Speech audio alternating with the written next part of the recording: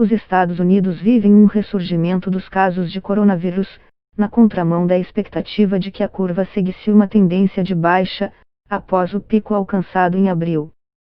Com o maior número de casos e mortes pela pandemia no mundo, 2,4 milhões e 125 mil respectivamente, os americanos enfrentam ainda sua primeira onda de infecções. Ao contrário de outros países, como Itália, Alemanha ou Bélgica, em que a tendência de mortalidade se manteve em queda após atingir o topo, os Estados Unidos chegaram a um platô com leve viés de baixa até que, na última semana, a tendência se inverteu por completo e a curva voltou a apontar de maneira íngreme para cima. A alta é tão significativa que, após quase 2 meses, a Casa Branca voltou, nesta sexta-feira, dia 26, a fazer uma coletiva de imprensa exclusivamente para tratar da epidemia. Mas, ao contrário do que acontecia em março e abril, quando Trump assumiu o papel de apresentador de um talk show de funcionários da administração para expor as ações de seu governo em prol da saúde dos americanos, dessa vez Trump se manteve longe do púlpito. No lugar do presidente, o epidemiologista Anthony Fauci, líder da Força-Tarefa Americana contra o Coronavírus, e o vice-presidente Mike Pence assumiram a responsabilidade de falar à nação sobre o problema, em tons opostos. Fauci tentava soar o alarme de que o uso de máscara e o distanciamento social são essenciais enquanto não há vacina contra a doença e dizia que se não extinguirmos esse novo surto, mais cedo ou mais tarde, mesmo aqueles estados que estão indo bem estarão vulneráveis à pandemia. Já Pence fez um autoelogio à administração Trump ao dizer: diminuímos a transmissão, achatamos a curva e salvamos vidas.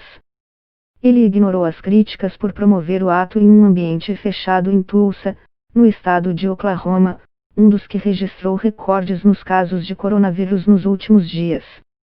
O comício, no entanto, acabou sabotado por fãs de TikTok e do ritmo K-pop, que se inscreveram no ato mas não compareceram.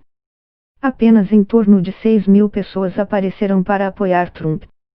A contradição entre as duas autoridades, uma de saúde pública e a outra política, se explica no contexto, há pouco mais de 4 meses da tentativa de reeleição de Trump, o ressurgimento de casos de coronavírus se concentra em 12 estados, 10 deles governados por republicanos e cujo eleitorado em 2016 votou para eleger Donald Trump.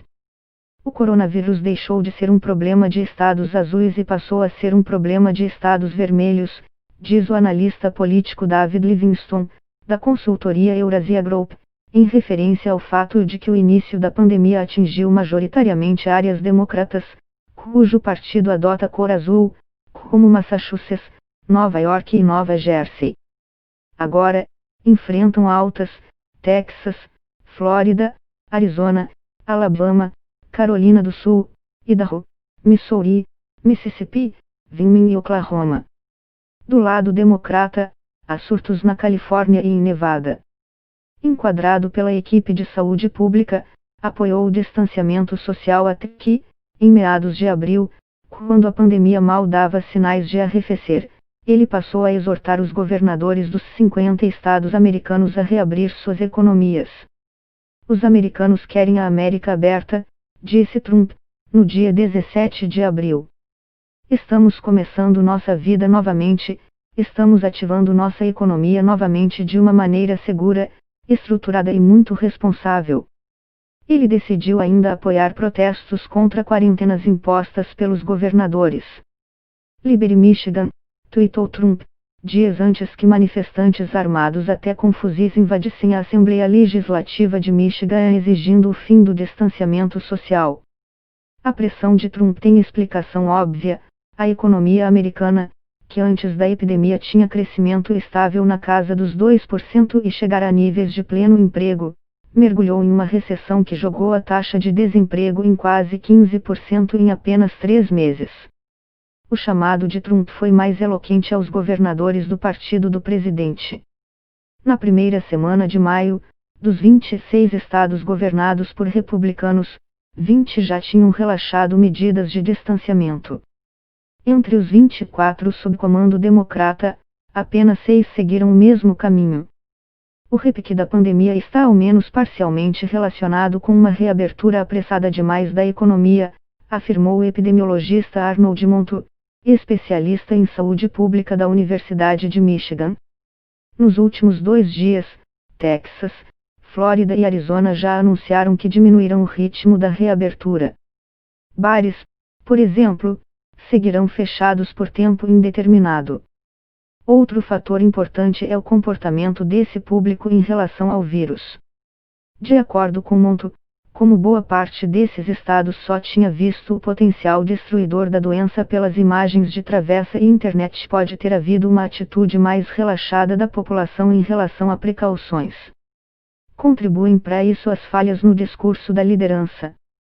Se o seu líder político te fala para usar máscaras mas ele mesmo não as usa, você se sentirá menos impelido a usar, afirma Monto, em uma referência ao fato de que Trump se recusa a usar proteção no rosto em eventos públicos. Acossado pela explosão de casos, Trump propôs em mais de uma ocasião nos últimos 7 dias que os governos fizessem menos testes como forma de conter a alta no número de casos. De acordo com Monto, é verdade que há uma maior testagem agora do que se fazia em março, quando kits para exame de Covid-19 faltaram em todo o país por uma falha de produção do Centro de Prevenção e Controle de Doenças dos Estados Unidos, CDC. Isso pode explicar em parte a alta. Mas há um limite.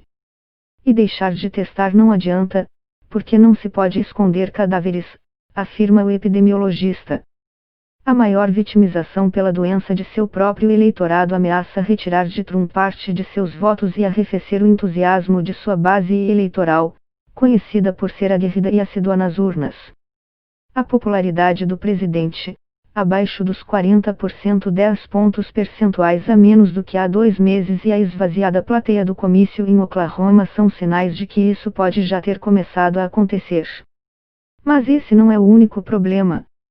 Ao tentar estimular a reabertura da economia, Trump pode ter criado um problema que na prática impedirá o retorno vigoroso da economia, afirma Livingston. Ele explica, ao atingir com força Califórnia, Texas e Flórida, a pandemia atinge os estados que produzem 1/3 de todo o PIB, Produto Interno Bruto, americano. No pior cenário, até mesmo um novo pacote de ajuda econômica poderia ser necessário. O governo federal já injetou mais de R$ 2 trilhões em socorro e estímulo aos produtores americanos. Esses estados vão ter que tomar medidas restritivas para conter o vírus e isso derruba a economia. Se a economia não volta, Trump deixa de ter discurso para fazer, diz Livingston.